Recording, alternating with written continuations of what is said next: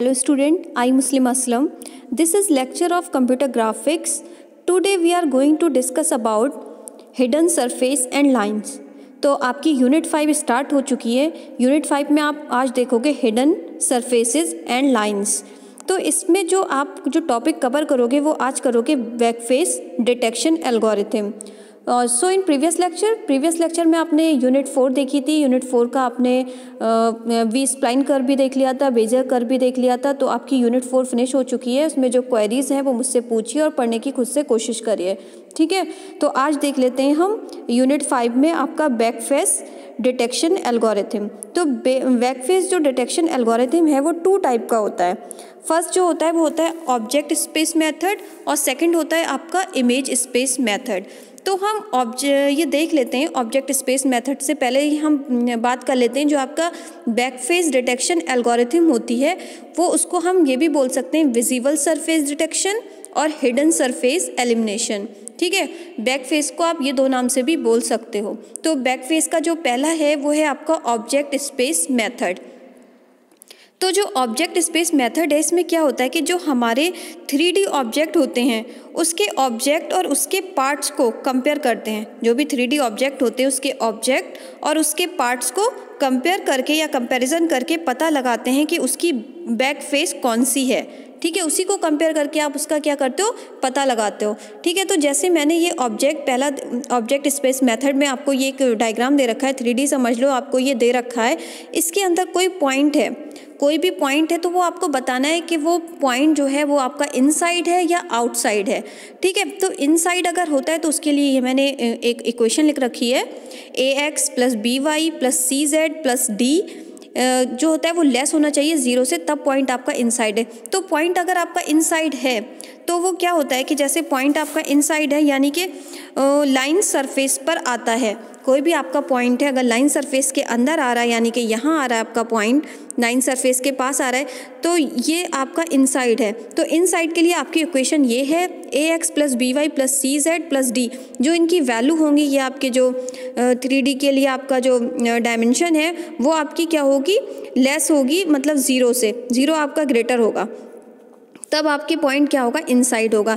तब आप कह सकते हो कि आपका ये बैक फेस मतलब कौन सी है, बता सकते हो बैक फेस आपकी, तब ये बैक फेस कहलाएगी, यानी कि ये बैक फेस कहेगी। तो इसका दूसरा मेथड भी देख लेते हैं। दूसरा मेथड क्या कहता है बैक फेस का ऑब्जेक्ट स्पेस मेथड में कि ये आपके पास एक ऑब्जेक्ट है, ठीक है। आपको दो उसमें दिख रहा है, 2 उसमें ये 3D में दिख रहा है। एक तो ये वाला पार्ट हो गया और एक ये वाला, यानी कि जो ये वाला मैंने फिल कर रखा है, जो हमने इसको ले रखा है नॉर्मल वेक्टर। नॉर्मल वेक्टर की एरो ऊपर की तरफ जा रही है और इसको हमने n से डिनोट किया है। इसके जो डायमेंशन है या कोऑर्डिनेट कह सकते हो a, b और आपके दूसरा c है। 3 डायमेंशन है a, b, c। तो मैंने नॉर्मल वेक्टर को a, b, c और जहाँ से आप देख रहे हो व्यूइंग, ये हमने बोल रखा है व्यूइंग डायरेक्शन। जहाँ से आप देख रहे हैं ये व्यूइंग डायरेक्शन है, जहाँ से इसका एरो भी आपका पॉजिटिव, यानी कि ये भी प्लस में है, ये भी प्लस में है, यानी कि दोनों चीज़ें आपकी सेम डायरेक्शन में जा रही हैं। तो आपका v और n, v तो आपका वेक्टर हो गया व्यूइंग वेक्टर यानी कि व्यूइंग डायरेक्शन, और n क्या है आपका नॉर्मल वेक्टर। तो जो vn आपका है वो क्या होना चाहिए, तब आपका ग्रेटर होगा। ऐसी कंडीशन अगर आ रही है, ऐसे कोई भी ऑब्जेक्ट आ रहा है तो कंडीशन तब आपकी ग्रेटर होगी। तो vn जब बड़ा होगा 0 से, तब आप कह सकते हो कि सरफेस जो है वो बैक फेस है, ठीक है। तब उसका आप पता लगा रहे हो तो तब कह सकते हो कि सरफेस बैक फेस है। अदरवाइज अगर क्या होता कि जैसे मैं ले लूँ कि आपका ये दूसरा है, यहाँ कुछ नॉर्मलाइजेशन, जो भी नॉर्मल वेक्टर आपके यहाँ होते और उसकी डायरेक्शन ऐसे दे रखी होती नॉर्मल वेक्टर की, ठीक है। और यहाँ आपके होते a, b और c। तब क्या होता कि आपका नॉर्मल वेक्टर की कंडीशन ऐसी दे रखी होती, तब आप क्या कह सकते थे v और n। तब आपका vn क्या होता कि देखो ये डायरेक्शन पॉजिटिव है और ये भी इधर की तरफ आ रही है, मतलब दोनों, यानी कि आपकी ऐसे डायरेक्शन और ऐसे डायरेक्शन दोनों एक ही तरफ आ रही हैं। तो ये पॉजिटिव में तो है नहीं, डायरेक्शन अपोजिट है। तब आपका क्या होता कि जो vn होता वो आपका लेस होता 0, मतलब 0 ग्रेटर होता और ये vn लेस होता 0 से। तो तब हमारी ये कंडीशन होती। अभी तब हम नहीं कह सकते थे हमारा सरफेस बैक फेस पे है। तो ये जो चीज़ें होती हैं वो आपकी आती हैं ऑब्जेक्ट स्पेस मेथड में, ठीक है। तो ऑब्जेक्ट स्पेस मेथड तो आपने देख लिया। अब हम देखते हैं दूसरा आपका क्या देखते हैं, प्रोजेक्शन, यानी कि दूसरा आपका जो पॉइंट था वो ये था इमेज स्पेस मेथड। तो इमेज स्पेस मेथड में आपका क्या होता है कि पॉइंट बाय पॉइंट और पिक्सल बाय पिक्सल प्रोजेक्शन करने के बाद आप पता लगाते हैं कि हमारी विजिबल सरफेस कौन सी रहेगी। तो अगर हमारी विजिबल सरफेस या बैक फेस सरफेस कौन सी रहेगी वो पता लगाएंगे हम।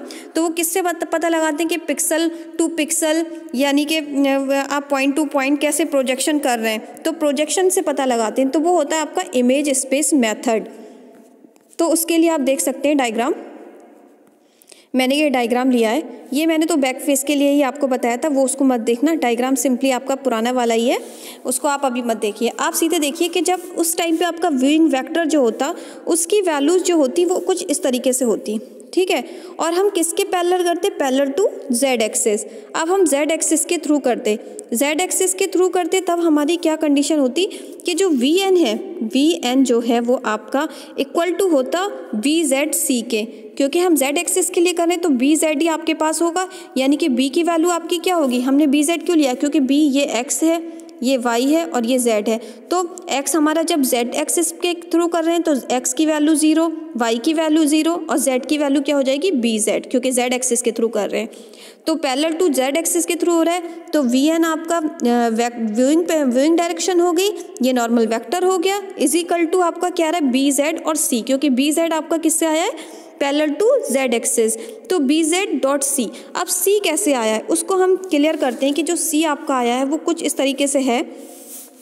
v की वैल्यू क्या है, v आपका व्यूइंग डायरेक्शन है, तो v की वैल्यू जो है वो कुछ इस तरीके से है कि v की वैल्यू आपकी 0,0 और bz, ठीक है। इससे आप देख रहे हो इनटू किसके साथ कर रहे हो आप, इसका n के साथ। n के नॉर्मल वेक्टर मैंने आपको स्टार्टिंग में बता दिए थे a b c, तो यानी कि a की मल्टीप्लिकेशन 0 से होगी तो 0, b की 0 से, तो यानी कि आपको क्या मिलेगा bz.c, तो वही आपको मिला है, दिख रहा है आपको v.n के साथ इज इक्वल टू bz.c, तो वही आपको प्रूफ हो गया है।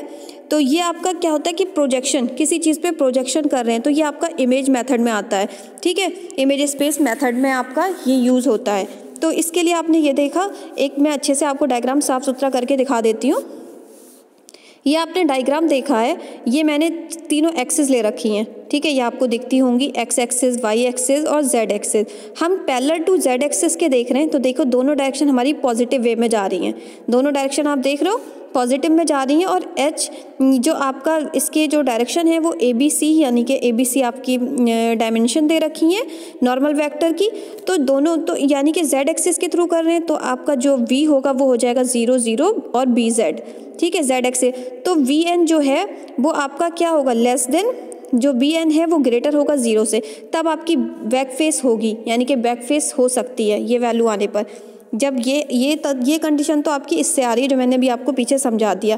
तो अगर आपका सी ग्रेटर होता 0, तब कौन सी कंडीशन होती, तब होती यानी कि आपका एरो नेगेटिव की तरफ जा रहा है, कुछ ऐसे जाता और इधर की तरफ जाते एरो, यानी कि इधर से आप चेक करते, यानी कि बी जेड जब आपका होता माइनस बी जेड और सी भी आपका क्या आ जाता माइनस सी, क्योंकि दोनों आ जाते, तो बी जेड माइनस सी आपको करते तो बी माइनस करते बी जेड और सी मिलते, तब डायरेक्शन ऐसी होती, तब आप उसको नहीं कह सकते थे, तब आप उसको कहते, तब आपका क्या होता कुछ इस तरीके से मिलता। अगर हम b की वैल्यू या नॉर्मल वेक्टर की वैल्यू आपकी v की वैल्यू 0 करते हैं, c की वैल्यू अगर आप 0 करते हो यानी कि c less than equal to 0, तब आपको ये मिल रही है condition b.n is equal to 0, phase back phase detection आपको मिल रहा है।